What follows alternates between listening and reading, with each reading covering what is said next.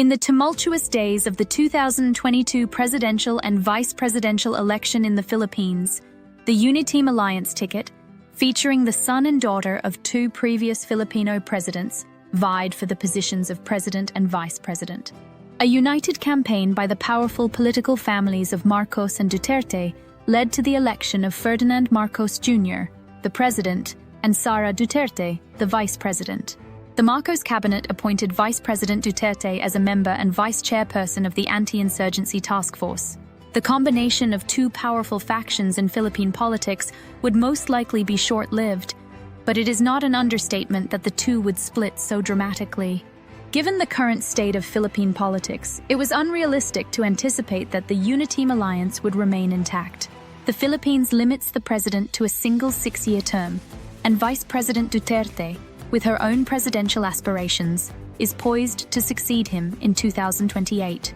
At some point, she would have to split with President Marcos if she wanted to continue to receive support from her father's supporters, former President Rodrigo Duterte, who is a sharp critic of President Marcos and his political faction. Vice President Duterte would also need to differentiate herself from President Marcos to solidify her political position.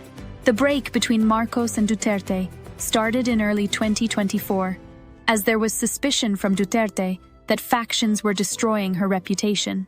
That would not be unexpected, as other politicians with presidential aspirations would start sniping at the apparent presidential frontrunner for the 2028 elections. The break came on June 19, 2024, when Vice President Duterte announced her resignation from the Marcos government, effective on July 19, 2024. Neither Duterte nor Marcos explicitly stated the reason for the resignation, except for personal or work issues.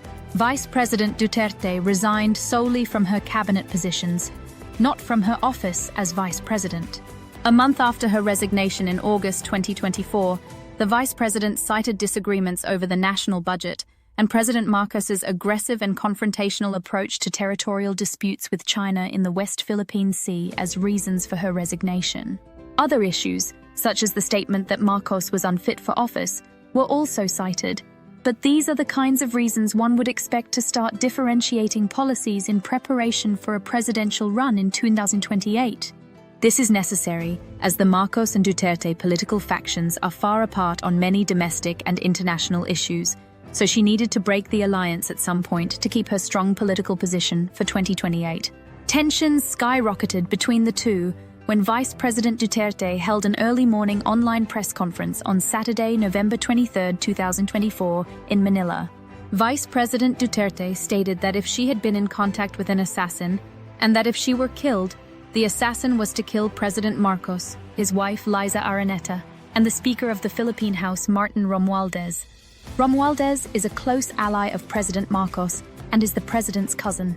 She stated that this was not a joke, and that the assassin understands that he is not to stop until he has killed all three. She claimed to have received a threat while visiting Congress, where her chief of staff, Zuleika Lopez, was under detention for contempt due to alleged interference in a probe into Duterte's misappropriation of confidential funds. The vice president attempted to physically intervene in stopping the transfer of Ms. Lopez from Congress's holding area to a women's correctional detention center by being in the same cell with her chief of staff. Duterte stated that she was acting as Ms. Lopez's attorney in an apparent obstruction attempt. The vice president is a lawyer, but the Philippine Constitution prohibits the president and vice president from practicing any other profession while in office. This action by Duterte reportedly prompted an online commentator to warn her that she was in enemy territory, presumably referring to Congress, and to exercise caution. She assumed that this was a death threat. The threat from the vice president resulted in increased security around the president, his family, and Speaker Romualdez. The Presidential Security Command is investigating the threat in anticipation of possible action against Vice President Duterte. Duterte's specific threat clearly warrants an investigation. The question is, why did Duterte make such a public threat, which was clearly illegal, considering she was the clear frontrunner for 2028? Duterte is facing pressure from the investigation that resulted in the contempt arrest of her chief of staff. Additionally, the International Criminal Court is investigating her father, the former president, for crimes against humanity related to his anti-drug crackdown, which is suspected to have involved extrajudicial killings of minor drug offenders. The reason for her lapse in judgment remains unclear, but it has jeopardized her political career and potentially sparked political turmoil in the Philippines, as two political factions could escalate their rivalry to dangerous levels, given the country's ongoing, low-level insurgency. The Philippines under President Marcos Jr. has been more aggressive against China over territorial disputes in the West Philippine Sea when compared to his predecessor, President Rodrigo Duterte. President Duterte took a much less confrontational stance with China and was more distant with the US when compared to President Marcos. China is likely to view the upheaval in the Philippines favorably, as a political crisis in the country could present an opportunity for China to assert its claims. The concept posits that a Philippines preoccupied with internal politics and a political crisis could become distracted and less capable of confronting an external threat. This is an opportunity for China to press its claims in the West Philippine Sea. This does not imply that China is the initiator of this political dispute, despite the possibility of being the immediate victor. General Romeo Brawner, the Chief of Staff of the Philippine Armed Forces, has stated that the Philippine Armed Forces will remain apolitical in the political dispute. This implies that there won't be an instantaneous shift in Philippine policy in the region. However, as the crisis persists, it's plausible that the Philippines' standing in the region could deteriorate due to a lack of firm or distinct guidance from the political leadership. Another reason is that President Marcos Jr. does not require direct political support to maintain his position, as he still has allies in Congress.